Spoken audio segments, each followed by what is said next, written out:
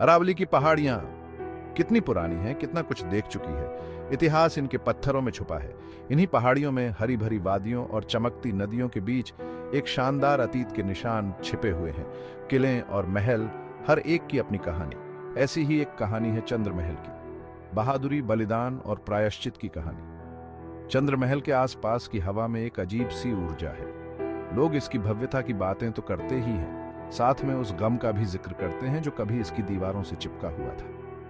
पीढ़ी दर पीढ़ी राजकुमारी मृदुला की कहानी सुनाते आए हैं, उनके बलिदान की और उस बेचैन आत्मा की जो महल के आसपास भटकती रहती है। ये उन्हीं की कहानी है।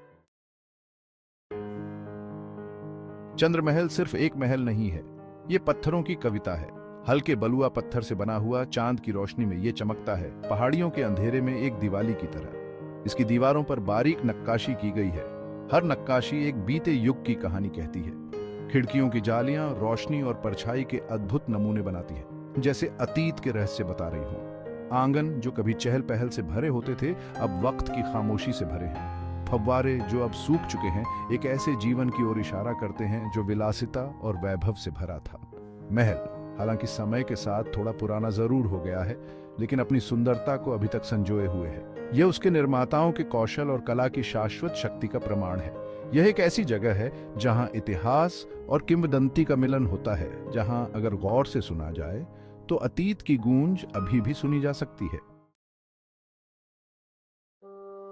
राजा वीर प्रताप सिंह इस राज्य के राजा और चंद्र महल के स्वामी अपनी बुद्धिमानी और न्याय के लिए जाने जाते थे।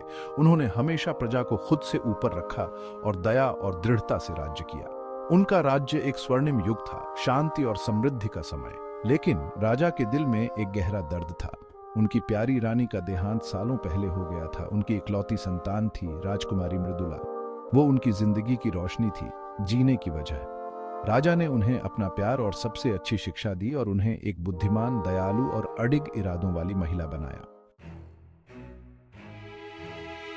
राजकुमारी मृदुला सौंदर्य और कृपा की मूर्ति थी। उनकी खूबसूरती अंदर और बाहर दोनों तरह से पूरे राज्य में मशहूर थी। उनके पास एक तेज दिमाग था और ज्ञान की प्यास थी। वो घंटों महल के पुस्तकालय में बैठी रहती और प्राचीन ग्रंथों और खर्रों को पढ़ती रहती। लेकिन अपनी सुंदरता और बुद्धिमत्ता से भी बढ़कर मृदुला के पास एक मजबूत इरादा था। उन्हें अपने पिता का साहस और कर्तव्यपरायणता विरासत में मिली थी। वो अपने लोगों और अपने घर की रक्षा के लिए हमेशा तैयार रहती थी। राजकुमारी अपनी प्रजा से बेहद प्यार करती थी। वो भी उनका बहुत ख्याल रखती थी।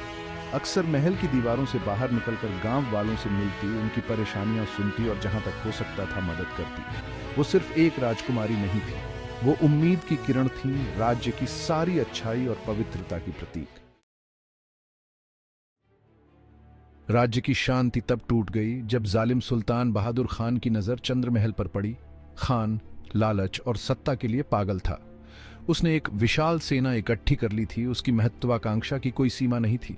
उसने वीर प्रताप सिंह के पास एक दूत भेजा और उनसे आत्मसमर्पण करने को कहा। साथ ही एक प्रस्ताव भी रखा, राज्य के बदले राजकुमारी मृदुला का हाथ। राजा वीर प्रताप सिंह का दिल इस निर्णय की गंभीरता से भारी था। उन्होंने इनकार कर दिया। वो न तो अत्याचार के आगे झुकेंगे और न ही अपनी बेटी की खुशी को अपनी सुरक्षा के लिए कुर्बान करेंगे। वो जानते थे कि विद्रोह की कीमत बहुत ज्यादा होगी, लेकिन वो अपने राज्य और अपनी प्रजा की रक्षा के लिए आखिरी सांस तक लड़ने को तैयार थे।